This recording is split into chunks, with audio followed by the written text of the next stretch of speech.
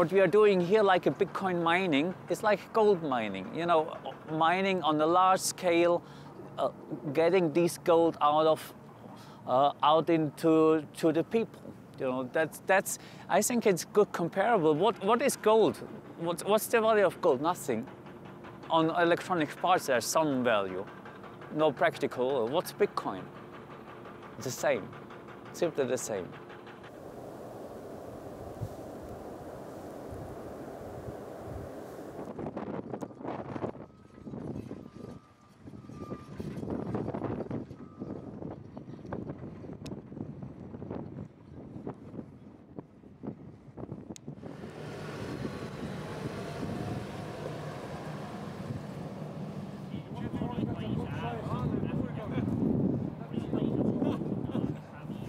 I was asked this a couple of times before, what's the impact globally on this Bitcoin mining? But I give you one example. When you take your credit card, go to a counter and slot in the credit card into the teller machine, what happens? How many processes and how much energy is wasted doing this? It's the same when you do an internet research. You type in a question in the browser. How much energy is needed for that? So this is the same global impact.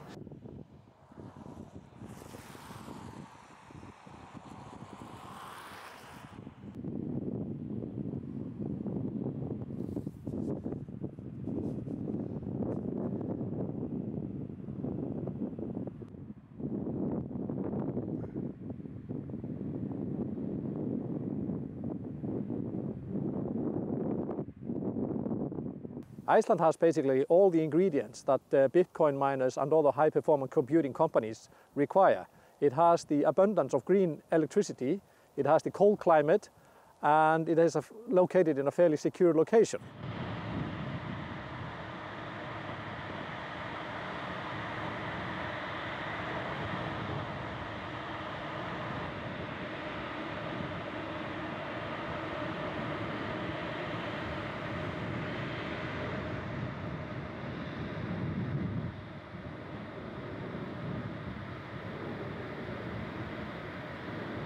Cold climate plays a vital role when it comes to the cooling of the equipment.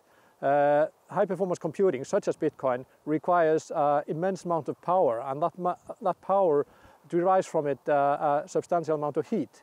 We can utilize the cold climate, the constant wind that we sometimes face in Iceland, to provide for natural free cooling into the equipment and into the data centers, making it less expensive for the companies to drive the machines.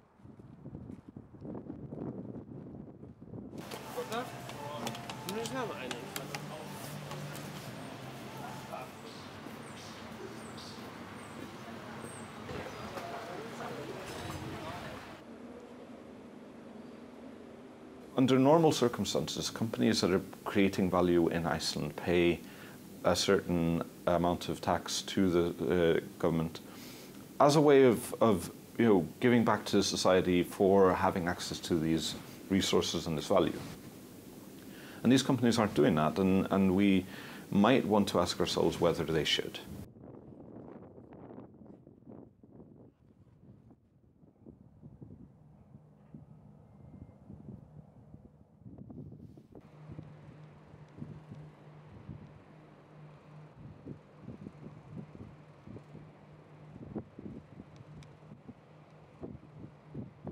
Question about how useful Bitcoin is. So when you run any kind of manufacturing plant, there's always a end product, something that has some kind of value that justifies the, to some extent, the environmental impact that the production has. We can argue about whether each instance is justified, but there's always a product at the end. With Bitcoin, we're spending tens or maybe even hundreds of megawatts on producing something that has no tangible existence, has no real useful purpose for humans outside of the realm of financial speculation.